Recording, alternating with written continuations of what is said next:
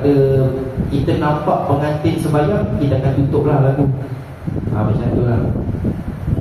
Jadi kalau kata pengantin lelaki nak masuk, bagai terpana, didikan keluarga terasmat Tuhan, ikat terjaga, penuh maruah. Terimalah langkah masuk bakal pengantin perempuan Nur Izzati Raugah binti Nasrul, diiringi bersama ayah yang tercinta Encik Nasrul bin Abdul Ghani, dan kemudiannya bakal diiringi juga oleh bunda yang tersayang Puan Suriah binti Rizwan. Majlis dengan segala hormatnya mempersilakan.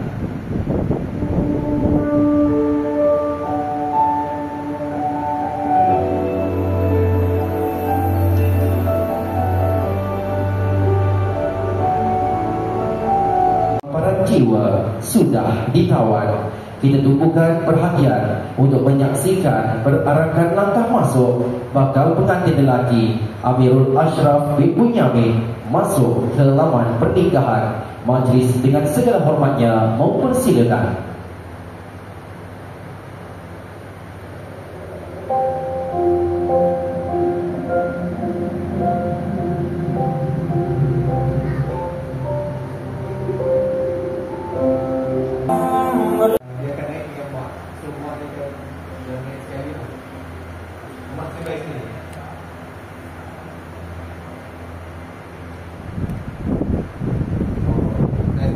Adat di dalam majlis persandingan ini, yaitu upacara memotong kek perkahwinan sebagai lambang manisnya ikatan dua hati yang menyemai benihnya cinta dunia dan akhirat.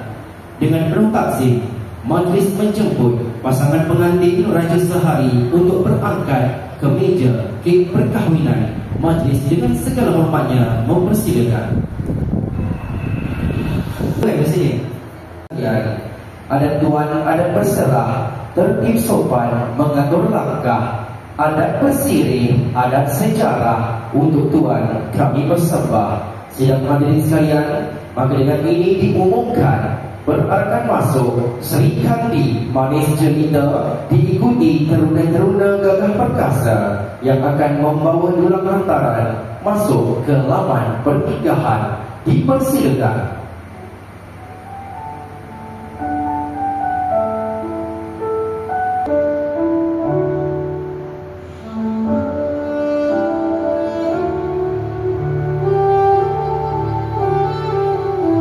Bagi belakang, terus ke tepi, terus ke tepi. Yang lelaki nanti pun akan terus ke tepi sana.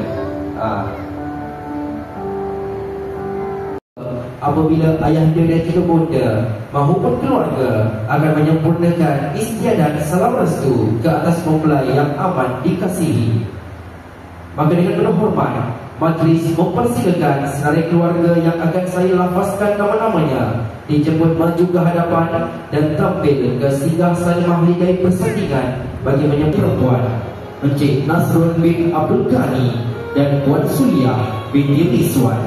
Dipersilakan naik sana-sana mengajar dengan sangatnya.